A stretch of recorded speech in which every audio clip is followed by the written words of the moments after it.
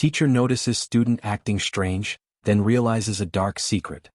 The school bell rang, echoing down the long fluorescent-lit hallways of Westbrook High. Students spilled into classrooms, their chatter a blur of teenage energy and noise. But amid the ordinary rhythm of the morning, Mrs. Evelyn Harris, a veteran English teacher with a keen sense for the unseen, noticed something was off. Tyler James, a quiet, brilliant 16-year-old, shuffled into her class with his hoodie pulled low over his eyes and his shoulders hunched deeper than usual. His skin looked paler, his eyes duller. He didn't meet her gaze not once. Evelyn's heart tightened. She had seen that look before.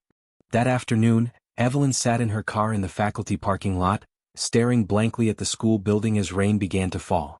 She replayed the day in her mind. Tyler barely wrote a word during their poetry assignment, his hands trembling as he held his pen. When she passed by his desk, she saw a bruise peeking out from under his sleeve. She knew the signs. But knowing and proving were different things. With something he hadn't allowed himself to feel in months. Relief. He hits me, he whispered. At home. My mom's boyfriend. She knows. She tells me to be tougher. Evelyn's heart broke, but her voice remained steady. Tyler, this ends now. With his permission, Evelyn contacted the school counselor and the authorities. What they uncovered was worse than she expected. Tyler had been locked in a basement for days at a time. He had missed meals, missed school. His bruises were just the surface of years of torment. The case moved quickly. Tyler was placed in protective custody. His mother denied everything until evidence surfaced. Hidden cameras from a neighbor's garage showing him limping home. A door with a lock on the outside.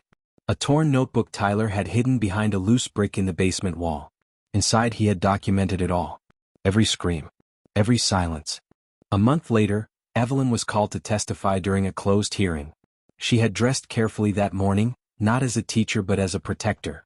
Her words, calm but unwavering, painted the picture Tyler couldn't yet say aloud in front of a judge. What no one expected was that Tyler's mother broke down midway through the hearing, not from guilt, but because she too had been abused years before. Her silence had become generational, and in a twisted effort to survive, she had turned her back on her own son. It was a tragedy with deep roots. But it ended with one boy breaking the cycle. Months passed. Tyler was placed with a foster family known for helping abuse survivors. Evelyn received a letter in the mail with a single line. Thank you for seeing me when no one else did. Attached was a photo of Tyler standing in a garden, smiling. A camera around his neck.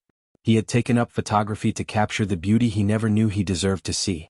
Sometimes the quietest voices are the ones screaming the loudest.